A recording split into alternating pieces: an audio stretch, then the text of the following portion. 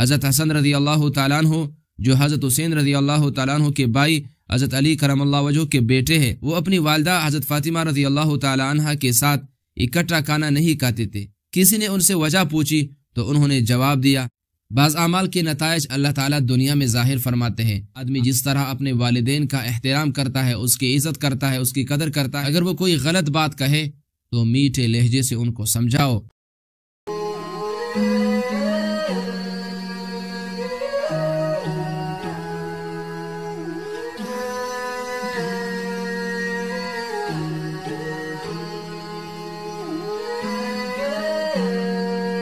نحمده ونصلي على رسوله الكريم، أما بعد فأعوذ بالله من الشيطان الرجيم، بسم الله الرحمن الرحيم، وقضى ربك ألا تعبدوا إلا إياه وبالوالدين إحسانا، إما يبلغن عندك الكبر أحدهما أو كلاهما فلا تقل لهما أف ولا تنهرهما وقل لهما قولا كريما واخفض لهما جناح الذل من الرحمة وقل رب ارحمهما كما ربياني صغيرا۔ حقوق العباد کے سلسلے میں بیان شروع کیا تھا۔ پچھلے جمعہ کو والدین کے حقوق بیان کیے تھے۔ حقوق کا بیان اس لیے کرتا ہوں کہ ہمارے معاشرے میں بہت سے لوگ اس سلسلے میں کوتاہی کرتے ہیں، جس کی وجہ سے معاشرہ بگڑ جاتا ہے۔ کئی علاقے تو ایسے ہیں جہاں بہنوں کو میراث میں حصہ نہیں دیا جاتا۔ بعض ایسے لوگ اور دیندار لوگ ہیں جو بظاہر شرع کے برابر ہوتے ہیں، لیکن بہنوں کو میراث میں ان کا حصہ نہیں دیتے۔ باپ کی زمین میں جس طرح بیٹے کا حصہ ہوتا ہے، اسی طرح بیٹی کا بھی حصہ ہوتا ہے۔ دادا کی زمین میں جس طرح آپ کے باپ کا حصہ بنتا ہے، اسی طرح اس میں آپ کی پوپی کا بھی حصہ ہے۔ اس لیے ان کو اپنے حقوق سے محروم نہ کرو۔ عبادت صرف اللہ کے لیے کرو۔ اللہ تعالیٰ قرآن میں فرماتے ہیں وَقَضَى رَبُّكَ أَلَّا تَعْبُدُوا إِلَّا إِيَّاهُ، تمہارے رب نے ازل سے یہ فیصلہ کیا ہے کہ عبادت صرف اسی کی کرو گے، اس کے علاوہ کسی اور کی بندگی نہیں کرو گے۔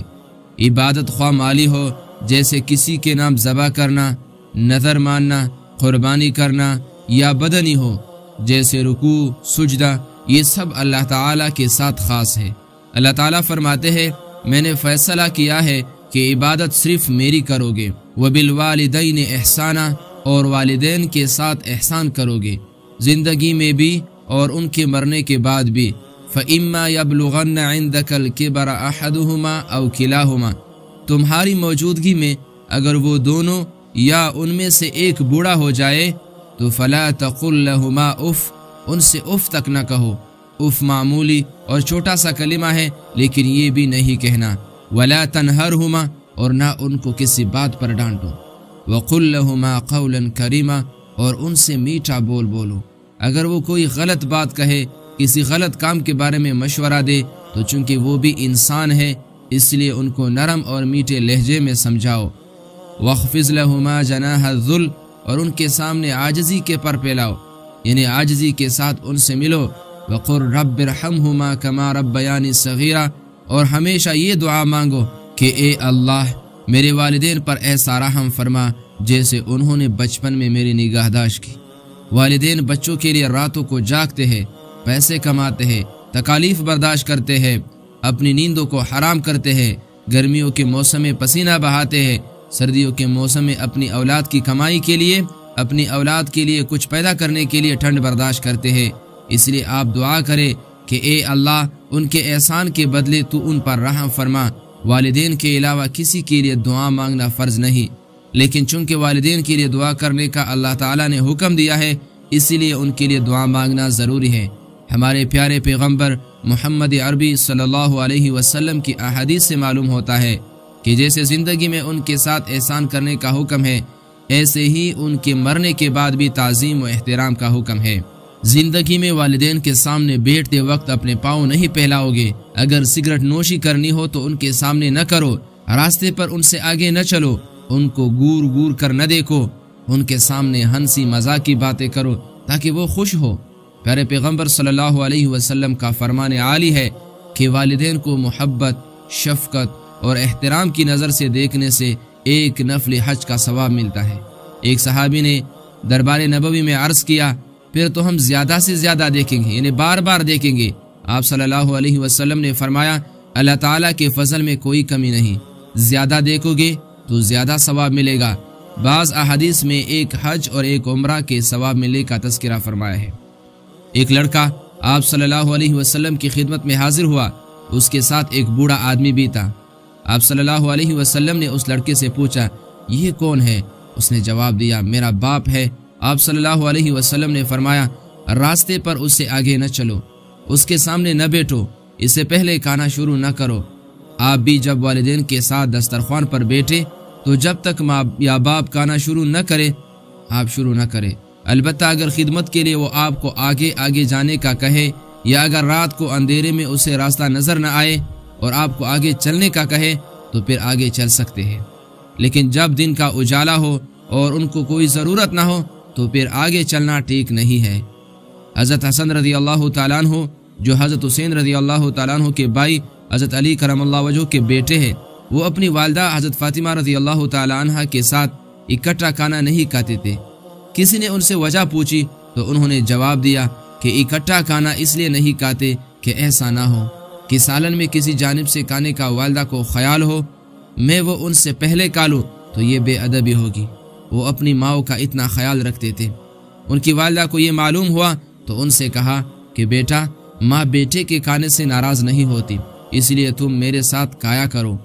اس کے بعد وہ والدہ کے ساتھ کھانا کھایا کرتے تھے۔ اسی لیے آپ بھی اگر کبھی ان کے ساتھ کھانا کھائے تو کوئی اچھی اور پسندیدہ چیز ان سے پہلے نہ اٹھائے۔ اگر گوشت کی کوئی بوٹی پڑی ہو اور آپ پہلے سے اس پر قبضہ کر لیں تو یہ مناسب نہیں، اس لیے کہ بوٹی تو اس کو بھی پسند ہوگی۔ بعض اعمال کے نتائج اللہ تعالیٰ دنیا میں ظاہر فرماتے ہیں۔ آدمی جس طرح اپنے والدین کا احترام کرتا ہے، اس کی عزت کرتا ہے، اس کی قدر کرتا ہے، اسی طرح اس کی اولاد بھی اس کی عزت اور احترام کرتی ہے، اور آخرت کے بدلے الگ ہوں گے۔ ہر کام میں والدین کے ساتھ مشورہ کرو۔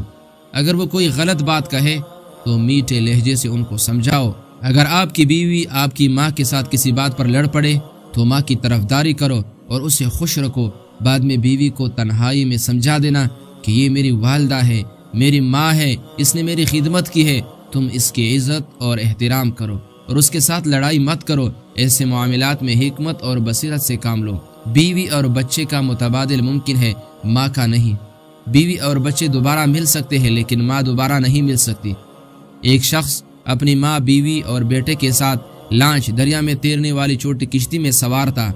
اچانک ایک طوفانی لہر آئی جس سے لانچ الٹ گئی۔ اب صرف اس شخص کو تیرنا آتا تھا، باقی ماں، بیوی اور بچے میں سے کسی کو تیرنا نہیں آتا تھا۔ اس نے دل میں سوچا کہ ابھی کس کو پہلے نکالوں، اس لیے کہ سب کو اکٹھا نکالنا تو ممکن نہیں۔ ایک لمحے کے لیے سوچ کر ماں کو نکال کر بچا لیا اور بیوی بیٹا دونوں غرق ہو گئے۔ کسی نے پوچھا ماں کو کیوں نکالا، اس کی بجائے بیوی بیٹے کو کیوں نہیں نکالا، یعنی اس کو نکالتے؟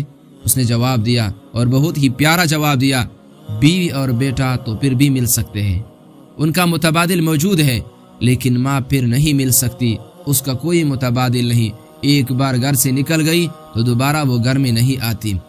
دوسری عورت سے شادی کر لوں گا، وہ بیوی بن جائے گی، اللہ تعالیٰ اس سے اولاد دیں گے، لیکن ماں کا دوبارہ ملنا ناممکن ہے۔ والدین کی خدمت بھی جہاد ہے۔ ایک جوان آدمی آپ صلی اللہ علیہ وسلم کی خدمت میں حاضر ہوا۔ حضرت عمر فاروق رضی اللہ تعالیٰ عنہ نے اس کو دیکھا تو کہنے لگے، کتنی خوبصورت جوانی ہے، اگر جہاد میں لگ جائے تو کیا خوب ہوگا۔ آپ صلی اللہ علیہ وسلم نے اس سے پوچھا، تم کیا کام کرتے ہو؟ اس نے کہا، یا رسول صلی اللہ علیہ وسلم، میرے والدین بوڑھے ہیں، معذور ہیں، میں ان کی خدمت کرتا ہوں۔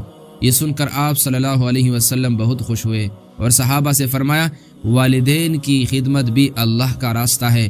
لوگ صرف تلوار اور بندوق سے مارنے کو جہاد سمجھتے ہیں، حالانکہ جہاد کی کئی قسمیں ہیں۔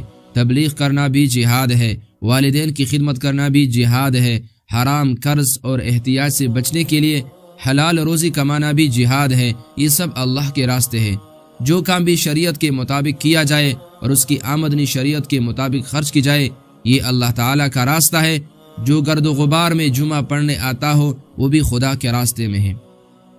ان ساری باتوں کا خلاصہ یہ ہے کہ والدین اس جہاں میں ایک سائے کی مانند ہے کہ جب گھر میں درخت ہوگا اور گھر میں لائٹنگ کی سسٹم نہ ہوگی تو بندہ جب گرمی سے تنگ آ کر اس درخت کے سائے میں آرام فرمائے گا تو اس کو سکون ملے گا۔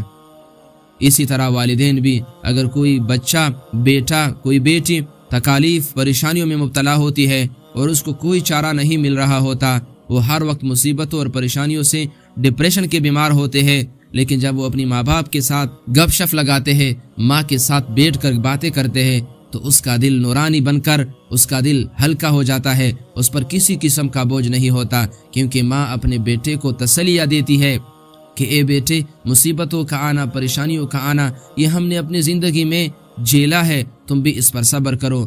تو ماں کے سامنے بیٹھ کر، باپ کے سامنے بیٹھ کر ان کے ساتھ گپ شپ لگانا، ان کے ساتھ کھانا کھانا، اس میں جو مزہ اللہ نے رکھا ہے، جو سکون اللہ نے رکھا ہے، وہ آپ کو کہیں پر بھی نہیں ملے گا۔ تو میرے محترم دوستو، دنیا میں ان کی قدر کرو، ان کی عزت کرو۔ یہ گلدستے دوبارہ نہیں ملتے، ایک بار اگر اس کو دفنایا گیا تو پھر اس کو دوبارہ لے کر آنا ناممکن ہے، ہم اس کو دوبارہ پیدا نہیں کر سکتے۔ آپ علیہ السلام نے فرمایا، اگر میری ماں زندہ ہوتی اور میں نوافل کی رکعت میں کھڑا ہوتا، نفل نماز پڑھ رہا ہوتا، اور میری ماں کہتے یا محمد، تو میں کہتا لبیک امی، میری ماں میں حاضر ہو، کیا کہنا ہے۔ اگر کسی کے والدین زندہ ہے، اس دنیا میں موجود ہے، تو آج سے یہ عہد کر لے، اس جمعہ سے عہد کر لے کہ میں اپنی والدین کا خدمت کروں گا، میں اپنی والدین کا خدمت کروں گا، میں اس کو ناراض نہیں کروں گا۔ ماں باپ کے قدموں کے نیچے جنت ہے۔ اللہ تعالی ہم سب پر رحم فرمائے۔ اگر کسی کے والدین زندہ ہے، ان کو خدمت کرنے کی توفیق عطا فرما دے۔ اگر کسی کے والدین دنیا سے جا چکے ہیں تو ان کے قبروں پر انوارات نازل فرما دے۔ وآخر دعوانا ان الحمد للہ رب العالمین۔